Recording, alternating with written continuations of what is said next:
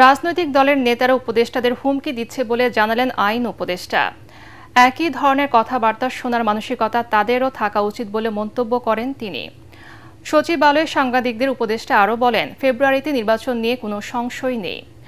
জুলাই সনদে সব রাজনৈতিক দল স্বাক্ষর করবে বলেও আশাবাদী তিনি। রিপোর্টে জানাচ্ছেন মাহবুব কবির চপল। অন্তর্বর্তী সরকারের মেয়াদ যতই শেষের দিকে যাচ্ছে, উপদেষ্টাদের উপর সন্দেহ অবিশ্বাস বাড়ছে রাজনৈতিক দলের নেতাদের। আপনার উপদেষ্টা মণ্ডলীর সদস্যদের মধ্যে কেউ কেউ কোন দলের জন্য পক্ষপাতিত্ব করছেন বলে বিভিন্ন জায়গায় অভিযোগ আসছে। সরকারের 4-5 উপদেষ্টা একটি বিশেষ দলের পক্ষে প্রশাসনকে একটি দলের দলীয় সরকারে পরিণত করার চেষ্টা করছে। যারা উপদেষ্টা হয়েছে তাদের অনেককে বিশ্বাস করাটা আমাদের অবশ্যই ভুল হয়েছিল।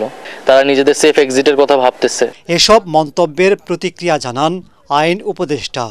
আগে সরকারের আমলগুলোতে দেখতাম যারা সরকারের লোক থাকতো তারা রাজনৈতিক দলগুলোকে হুমকি দিত, আর এখন উপদেষ্টা পরিষদে থাকা লোকজনকে আপনার বিভিন্ন রাজনৈতিক দল বিভিন্ন পক্ষ থেকে ইচ্ছামতো যা মুখে আসে সমালোচনা করা হচ্ছে, হুমকি দেওয়া হচ্ছে। তো এর তো ভালো, এটা একটা গণতান্ত্রিক উত্তরণ বলা যায়। তবে যারা রাজনৈতিক দল আছেন ওনাদেরকে একটু বলে রাখি যে একই ধরনের কথাবার্তা আবার আপনাদের সম্পর্কে কেউ বললে সেটা শোনার মানসিকতাও কিন্তু আপনাদের থাকতে হবে। বসুন্ধরা টিস্যু, অশুদ্ধতার বিরুদ্ধে এক বিন্দুও ছাড় নয়।